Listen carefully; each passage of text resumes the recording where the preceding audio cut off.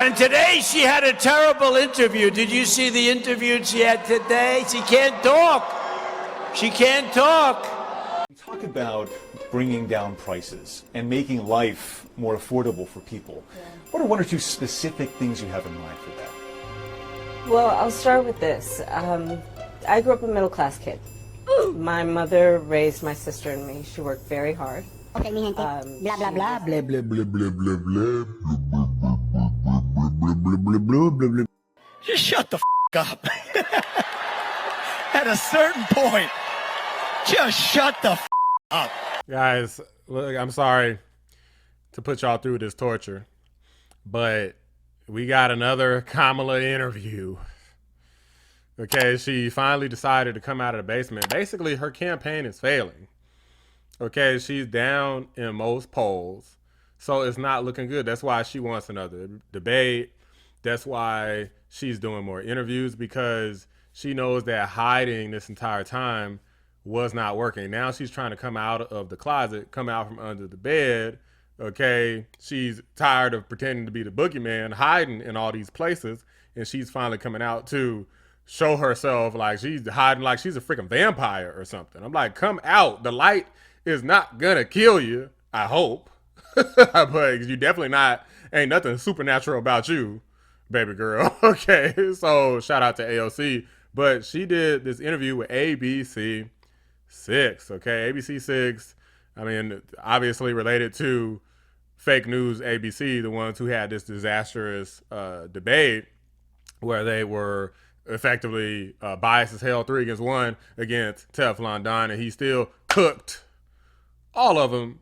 And she has another interview here, and she doesn't answer not one damn question. It is so frustrating. She don't answer nothing. She just talks in circles. She tells stories and never answers questions. It's so ridiculous, but it's kind of long, and I want to actually try to make it through almost all of it.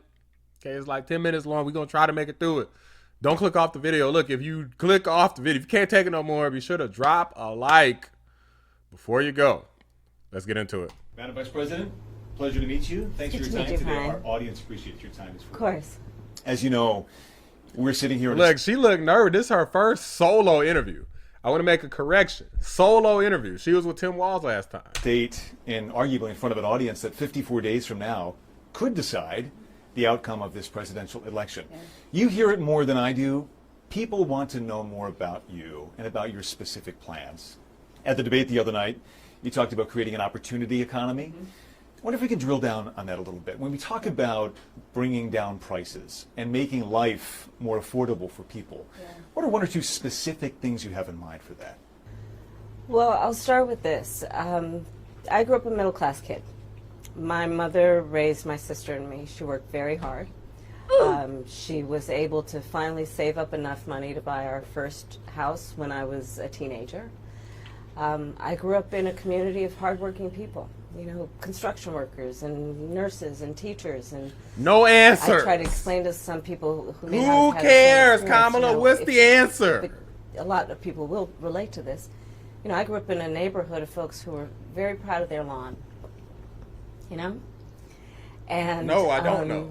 And I was raised to believe and to know that all people deserve dignity, and that we as Americans have a beautiful character.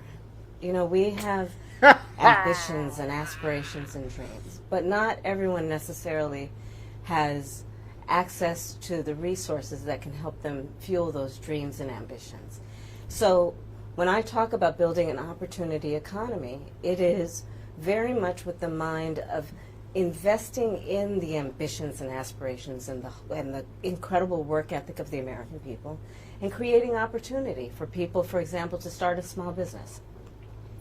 My mother, you know, worked long hours, and our neighbor helped raise us. We used to call her. I mean, they mentioned what specific things you can do.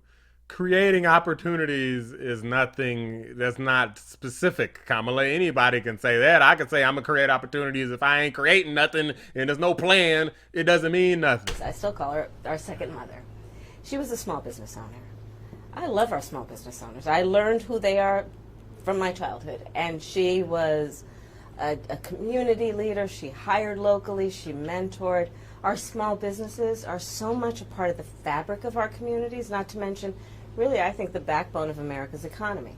So my opportunity economy plan includes giving startups a $50,000 tax deduction to start their small business. It used to be $5,000. Nobody can start a small business with $5,000. But investing in people's innovative ideas and giving them the ability to go for it. This is the first thing that she finally said, is that she was going to give $5,000. All right, let's keep going. It's fine. At least she said something. Economy means, look, we don't have enough housing in America. We have a housing supply shortage. And what that means, in particular for so many younger Americans, the American dream is elusive. It's just actually not attainable. So part of my plan is to work with the private sector and housing developers to give them a tax credit, to be able to partner with us as the government, to build, and my goal is 3 million new homes by the end of my first term. In addition, to help people who just want to get their foot in the door, literally. And so giving first-time home buyers a $25,000 down payment assistance to be able to just get in the door, and then they will do the work that they need to do to save and to pay that mortgage and to... So you're not... Here's the thing. So she finally did say what she was going to do. She mentioned two things: $50,000 for small businesses, and then she mentioned the $25,000 for first-time home buyers. Now, here's a problem, and there's a big problem here. If you just give this money away, it doesn't create a better economy. It just gives the money away. Now that you've given the money away, instead of making it where people earn the money, you've, again, devalued the dollar. You don't have the money to give, Kamala. If you don't have the money to give, you know what they do? They print money. And when you print money, you get more inflation. And you know what that means? The economy sucks even more. The price of everything goes up even more because the value of the dollar is even less. So you know what that means? That means instead of $50,000 for small business, you're going to have to increase it to $100,000.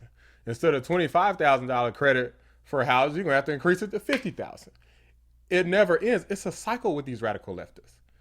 You're just going to have to keep increasing the amount of money you give people, because you're going to keep promising to give money, and you're just going to keep giving more and more money to hopefully try to win elections, or at least promising you're going to do it. And then you're going to raise inflation, screw things up worse, raise rent. A bunch of dummies out here who don't know economics, even though they could see it right before their eyes, are still going to keep voting for it. And eventually, majority of people are just going to be broke as hell. Votes not going to count because you got so many illegals coming in. It's just a freaking mess. I can't believe that people are falling for this idiot. And yes, she is fucking stupid. I'm sorry, guys. Excuse my language, but this lady is dumb. Like, she's an economics y'all know Kamala Harris is an economics major. She got a degree in economics and doesn't know a damn thing about actual economics. You can't just give the money to solve the problem. That makes no sense. That's bad. That's in like the first chapter of any economics book. Like, bruh. Wealth for themselves and their family. These are some examples of what I mean when I talk about an opportunity economy, and a lot of it has to do with just the community I was raised in and the people that I admired, who work hard, and deserve to have, their dreams fulfilled because they're prepared to work for it. You talked at the debate and at previous appearances about turning the page on the past. And in fact, here today in Johnstown, you're talking about a new way forward. Yeah. I think some people have a question, given maybe your current role as Vice President of the United States, how different you are from Joe Biden. And so I wonder if there are one or two spots, policy areas or approaches where you would say, I'm a different person. Well, I'm obviously not Joe Biden. And yeah, Joe Biden, like him or love him, is actually kind of smart sometimes. He just allowed a bunch of dummies in his administration to tell him to be a radical left lunatic. Joe Biden is a moderate, guys. He wasn't like this before. A bunch of people that his puppet masters, his little people controlling him, made him F up everything and do this crazy illegal immigration stuff. Hell, Kamala Harris is probably one of them. She probably is one of the freaking advisors. So you're definitely going to get more of the same if you vote for cackling, lying behind, want to be black Kamala. You know, I offer a new generation of leadership. And so, for example, thinking about developing and creating an opportunity economy where it's about investing in areas that really need a lot of work. And maybe focusing on, again, the aspirations and the dreams, but also just recognizing that at this moment in time, some of the stuff we could take for granted years ago, we can't take for granted anymore. For example, another plan that I have that is a new approach is to expand the child tax credit to $6,000 for young families for the first year of their child's life, because that is obviously a very critical stage of development of a child. And a lot of young parents need the help to buy a car seat or a crib or clothes for their kids. And so my approach is... You're going to expand the child tax credit for the first year.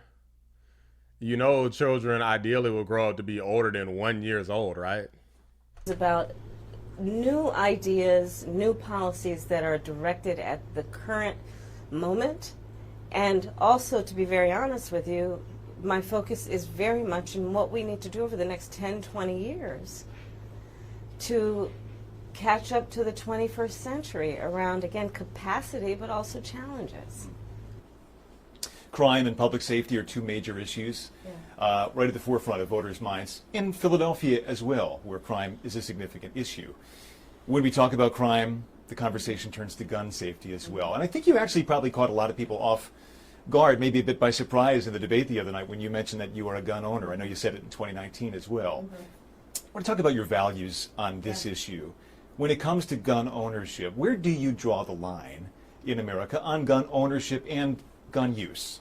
Well, like you said, Brian, I am a gun owner, and Tim Walz, my running mate, is also a gun owner. We're not taking anybody's guns away.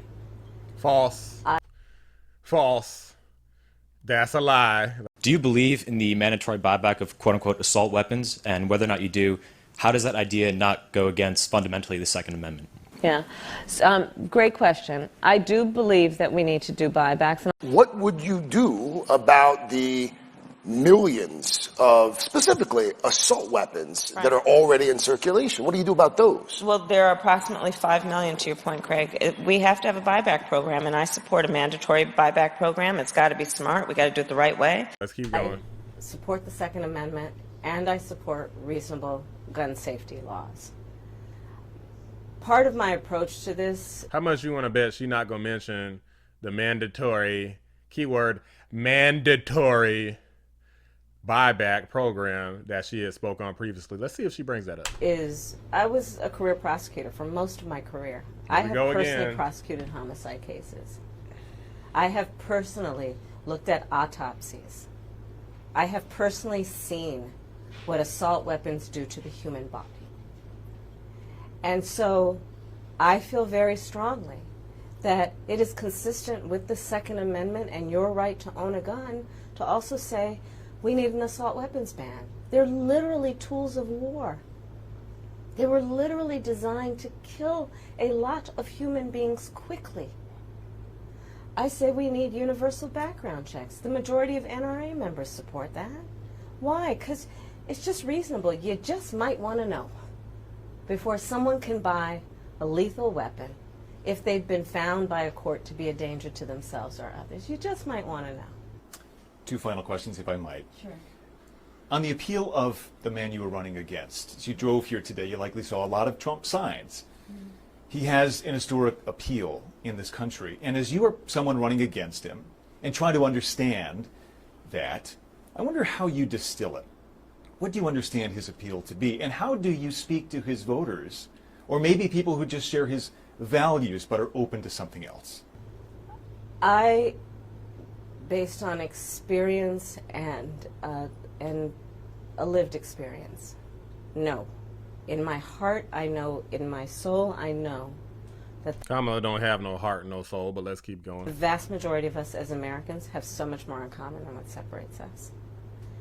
And I also I don't think I got nothing in believe common that with I her. am accurate in knowing that most Americans want a leader who brings us together as Americans and not someone who professes to be a leader who is trying to have us point our fingers at each other.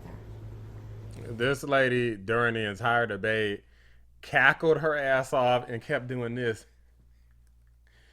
It was extremely obnoxious, and people had the audacity to try to call her presidential after that debate. She was acting like a little kid. I'm like, these people are delusional. Let's keep going. I think people are exhausted with that approach, to be honest with you. I think people want a leader who has common sense and tries to find common ground. I'm supported by over 200 Republicans who worked for both Presidents Bush, John McCain, and Mitt Romney. Like, you want to know the thing about George Bush? George Bush and a bunch of the people that work for him were fraudulent, like the Cheneys.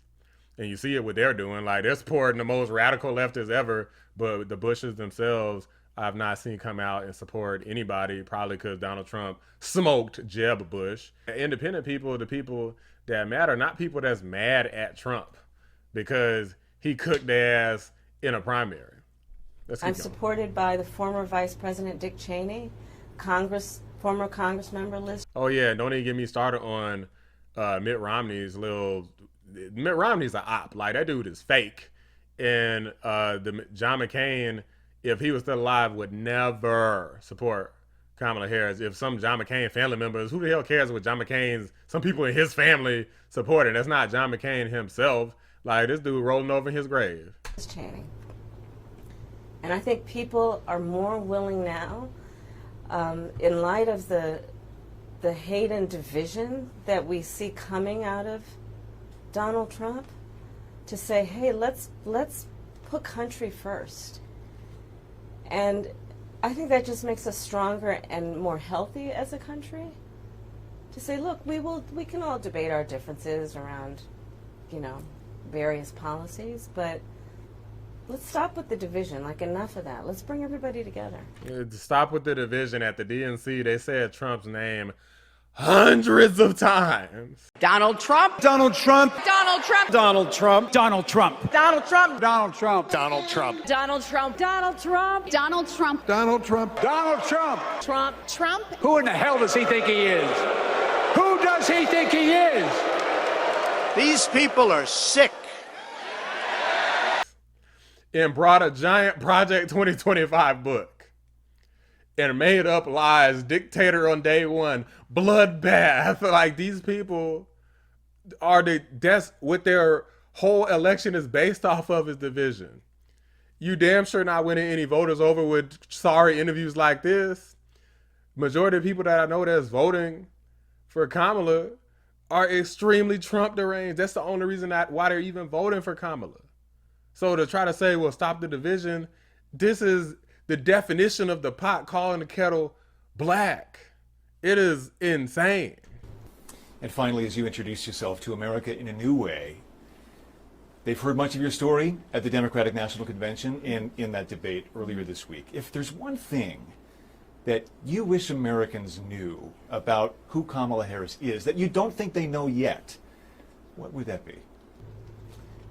I don't know. I mean, probably it's not very different from anybody watching. That they don't know yet? Well, a lot of people don't know that Kamala Harris is not black. So, I mean, she's mixed with Irish and Hindu. There's even some false information online showing like she got like a black grandmama. That's not even, the timelines don't even match up. Kamala Harris is an adult and her grandmama died when she was 4. But they got Kamala, a grown adult, standing up next to some black lady talking about that's her grandmama. I'm like, these people are lying. It's fake. It's false. It's fraudulent. They're rigging everything they possibly can in hope that people don't find out the truth before November 5th, exposing her, just like how they did with Hillary Clinton. But we're going to see, because some more stuff's going to come out before November 5th. Trust. Watching right now. I love my family. One of my favorite things that I lately have not been able to do is Sunday family dinner. I love to cook. I have incredible friends. My best friend from kindergarten is still my best friend. I think that, I have a career that really And I said it the other day, you know, as a career prosecutor, I never asked a victim of crime, were they a Republican or a Democrat. The only thing I ever asked them is, are you okay? And I think that's the approach that most Americans want, regardless of who they voted for in the last election, in terms of turning the page and charting a new way forward. I imagine you're looking forward to cooking Sunday dinner again. I am looking for it. Yes, I am looking forward to cooking. With the whole family gets involved, the kids each have their role. Ain't no way I could put all of this footage in here. Ain't no way, because, I mean, ain't nobody, my watch time going to be hella low. Ain't nobody going to watch this whole thing, hardly. Like, look, if you made it to the end, let me know in the comments. Say I made it, I barely made it, like whatever you want to say, because this is an example of why I think they don't want Kamala Harris talking, because she doesn't really say anything. She still does the word salads. Okay, she didn't, I don't know, did she do the cackle? I can't remember. I feel like I would have caught it, but maybe she did, maybe she didn't, I don't remember. But she's asked very specific questions and she gives like no answers, man. She gives no answers. It's so frustrating, man. I understand Trump can be sometimes indirect with certain things. Like they keep talking about if he would sign an abortion ban, but that's a hypothetical. They're just making it up. Like an abortion ban legislation is probably never going to come anyway. So why the hell should he worry about a hypothetical? If he said he doesn't support abortion bans, that should be enough. But with Kamala, well, how are you going to, how are you going to improve the economy directly? Oh, I'm going to just give first-time home buyers some money and extend a child tax credit. Kamala, that doesn't do a damn thing. How you going to lower prices? How you going to fix the rent issue, the housing market? Like, how you going to do all of that? Like, the housing market being high is giving first-time home buyers $25,000 is not going to lower the prices. And you know they're going to have some sort of limitations on it. Everybody's not going to get the $25,000. I don't buy that. It's always fine print with these people. Always. Anytime they're talking about giving some money, you got to qualify, and the Supreme Court be done struck it down. It'd be some illegal mess that they be trying to do. They'd be doing promise the world. Kamala Harris was promising reparations the other day, maybe today. And that's another thing that she promised before. No possible way she could deliver that. But in the area of reparations for descendants of Africans enslaved, if you elected president, would you sign that bill if it came across your desk? When I am elected president, I will sign that bill.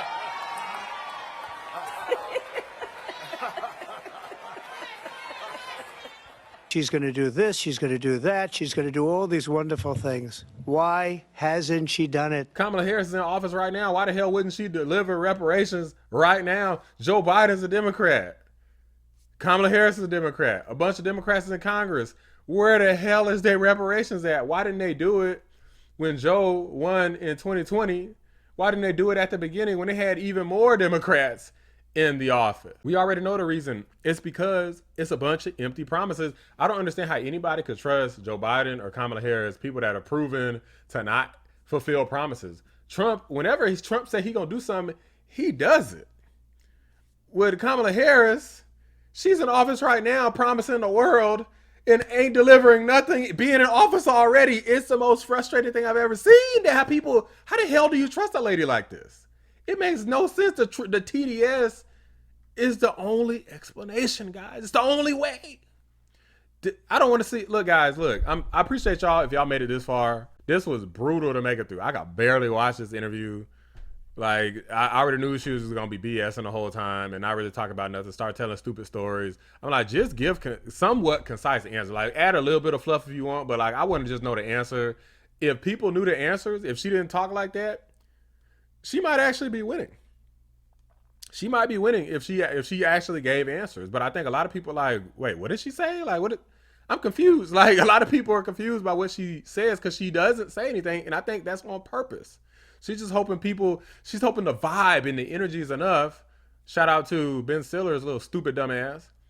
And it's not gonna be enough. Shout out to dumb behind Taylor Swift for endorsing Kamala, talking about some LGBTQ. Like, what the hell that got to do with these high prices and horrendous economy. It's like these people don't hear you. They really don't care, guys. They really do not care about you. If you sit up here screaming from the rooftops, the price is too high. They keep saying it over and over and over again. Prices are too high. And you tell them, well, Trump didn't have high prices. They don't care. Vote accordingly. Drop a like on the video. Subscribe to the channel if you're new. I appreciate you watching the Black Anomaly Rising channel. I'm out. She had a terrible interview today with the Philadelphia TV station. A big word salad. She just kept talking. She had no idea what the hell she was saying. She reminded me of Sleepy Joe Biden.